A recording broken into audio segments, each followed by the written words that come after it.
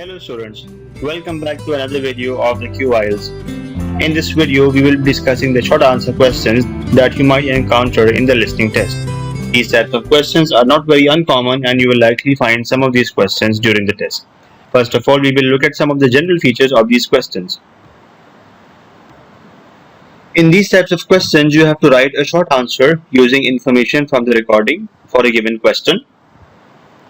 These types of questions test your capability to collect facts and vital information and also answer accordingly. The answers can be in any order. Usually the answers are in the form of blanks to be filled, and so you might get multiple blanks to be filled with words. Some of the important tips for solving these types of questions are: the recording will follow the order of the questions, which happens in many types of questions in the IELTS exam. The most important thing is that you must identify a keyword for each question or phrase to which you can put your ear to. This will actually help in focusing on the answer as well as to keep track. You must pay attention to the word or number limit that appears on the top of the questions. Writing any extra word will result in a wrong answer and you will lose marks. Now we will see these questions by the help of an example. So I've taken this example from the IELTS website and we will walk through these questions. First of all, the most important thing is that you must use the command. The command says that you must not write more than 3 words and or a number.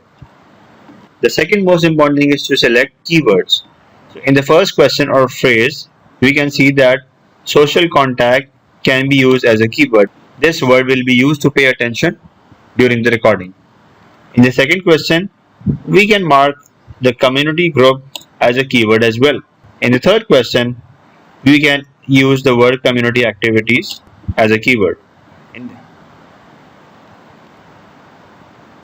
Now let's play the recording.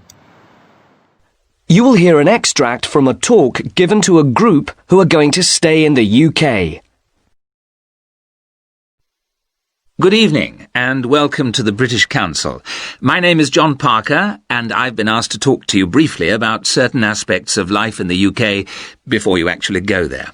So I'm going to talk first about the best ways of making social contacts there. Now, you might be wondering why it should be necessary. After all, we meet people all the time.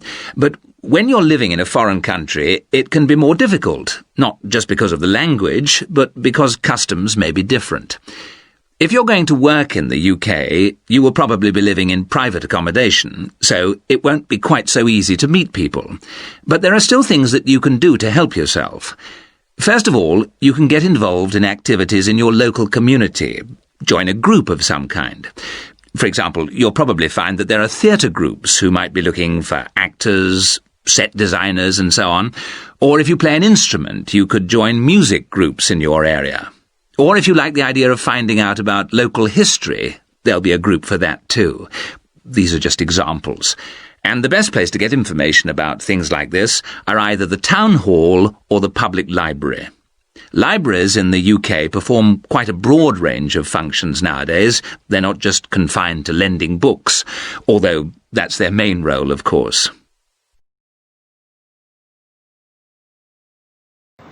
This is the end of this example. In this, we can see that by paying attention to the keywords that we mark, that is social contact, community group and community activities, we can track the recording and we can answer the question easily. It is important also to understand the actual meaning of the question or the phrase so that you can answer the question accordingly. This is the end of this video. I would like you to subscribe to my channel IELTS if you have already not subscribed to it before. Thank you.